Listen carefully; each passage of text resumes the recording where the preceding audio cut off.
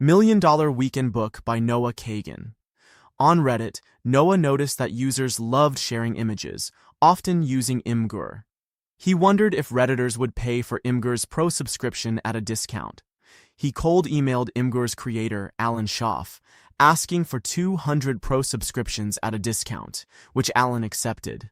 Then, he cold-emailed Reddit's founding engineer Chris Slow, requesting free advertising for the discounted Imgur subscriptions to make it easier for Reddit users, and Chris agreed. To quickly launch his deal site, Noah hired a developer and built AppSumo.com in 48 hours, spending only $50. After launching ads on Reddit, he made his first sale within minutes. AppSumo's current estimated valuation is around $100 million. From coming up with a successful idea to building a site and gaining loyal customers, all it took was just 48 hours. This book will help you launch your next multi-million-dollar business within 48 hours. This book has been divided into 3 parts. Start it, build it, grow it. Let's start.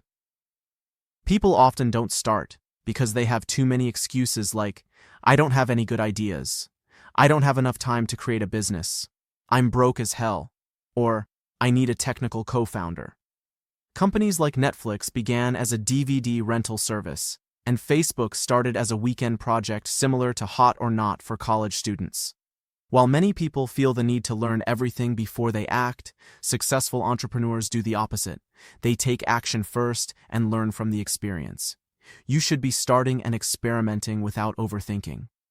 Noah encourages embracing a habit called now, not how, which means prioritizing immediate action instead of worrying about all the details. Most people who don't start often have the fear of asking.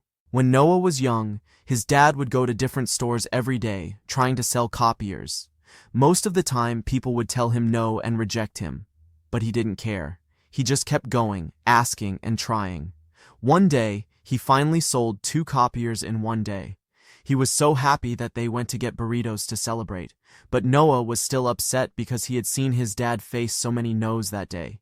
He asked him, "Dad, doesn't it make you want to quit?" His dad looked at him with a smile and said, "Noah, you should love rejections. Aim to get as many rejections as you can because every no just brings you one step closer to a yes. Most people don't ask for what they want. They just hope or wait for it to happen." Noah presents the coffee challenge that will build your resilience against rejection. Imagine you go to a coffee shop, and when the barista tells you the price, you simply ask, "Can I get 10% off?" Then you wait quietly for their answer. The goal isn't really to get the discount. It's to make you feel a little bit uncomfortable by asking for something you might get a no to. Most people don't like feeling awkward or rejected, but that's the whole point of the challenge. To get used to it. Build it. To build a business, first we need a good idea. Where do we get that idea from? We can find ideas by solving our own problem, or look at bestsellers. For instance, customizing Nike shoes, or making covers for iPhone. Or we can explore marketplaces. For example, find bestsellers on Amazon and make the product better or cheaper. Noah and his partners saw that fantasy sports and sports betting were becoming popular, so they thought they could make money by launching their own site, Bet Arcade. They spent 6 months and about $110,000 building the site. Despite all the effort, the site failed because no one used it. The failure of Bet Arcade taught them a valuable lesson.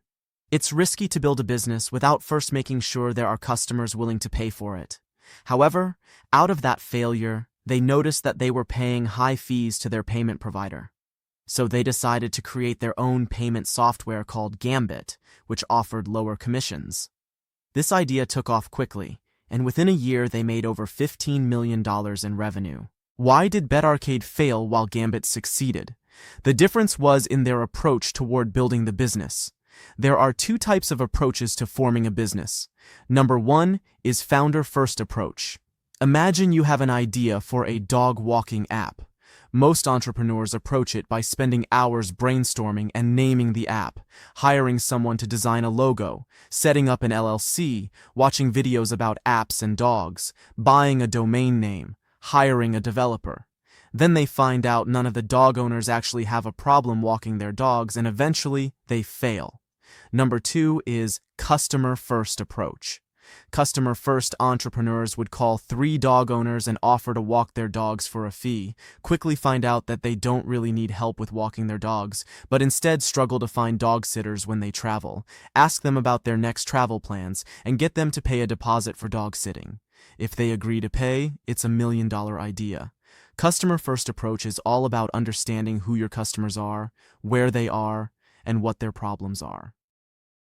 The 1 million business model. Find a $1 million worth of customer, or in other words, find a demand. The goal is to ensure that you're targeting a market with a significant and growing customer base. This can be determined using tools like Google Trends and Facebook ads. By validating the market size and demand, you can identify the potential revenue. For example, for a beard oil business with 2.5 million potential customers and a $50 price, the total value is $125 million, indicating a $1 million opportunity. On the other hand, for a Vietnamese phu broth subscription with only 1,000 customers and a $20 price point, the total value is $20,000, not a $1 million idea. Quickly validate whether an idea has the potential to become a $1 million business by focusing on the basics. Price and market size, without complicating the calculations. Using the example of beard oil, profit per unit equals $12.50. Units needed to sell to make $1 million equals 80,000.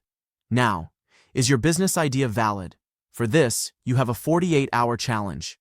Validation involves finding 3 paying customers within 48 hours.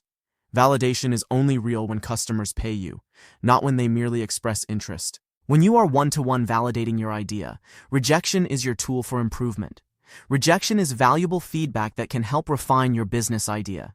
Use these 4 questions to turn rejection into a learning opportunity. Number 1. Why not? Understand the reasons behind their lack of interest. Number 2. Who do you know that would be interested?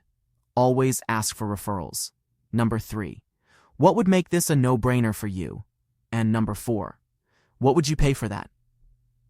Another way to validate your idea is through landing pages. Landing pages can be set up using tools like Instapage, Unbounce, or ClickFunnels. Other platforms like SendFox, MailChimp, Webflow, or ConvertKit offer free options for setting up landing pages. For example, Justin Maris used a landing page to validate the idea for his bone broth company, Kettle and Fire.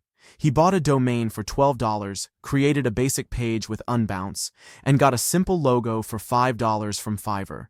He set a price of $29.99 for 16 ounces and used PayPal for checkout.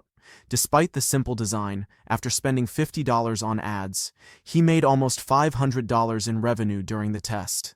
Kettle and Fire later grew into a $100 million company. Grow it. Noah's marketing strategy focuses on 3 main areas. Number 1. Social media for growth. Build a smallest viable audience or 1,000 true fans who trust, like, and know you. To connect with your audience, showcase your unique talent and act as a guide, sharing your journey rather than lecturing. Ali Abdal's success on YouTube stems from his How I videos that engage viewers through personal experiences. Number 2. Email for profit. Email is the most effective tool for businesses, surpassing social media platforms like YouTube and Instagram. Unlike social media, where algorithms can impact visibility, email lists remain consistent. With over 4 billion daily users and 89% of individuals checking their email regularly, email provides reliable communication. AppSumo generates $65 million annually, with nearly 50% of its revenue coming from email marketing. Number 3. Experiment-based marketing. Noah advocates for creating an experiment-based marketing list to quickly test different strategies. For example, Daniel Bliss's journey to sell belay glasses for rock climbers revealed that wholesale sales exceeded expectations, while eBay and giveaways did not work. Focus on experimenting with various tactics, giving them a reasonable time, like 30 days, to show results. If a strategy doesn't work, move on quickly.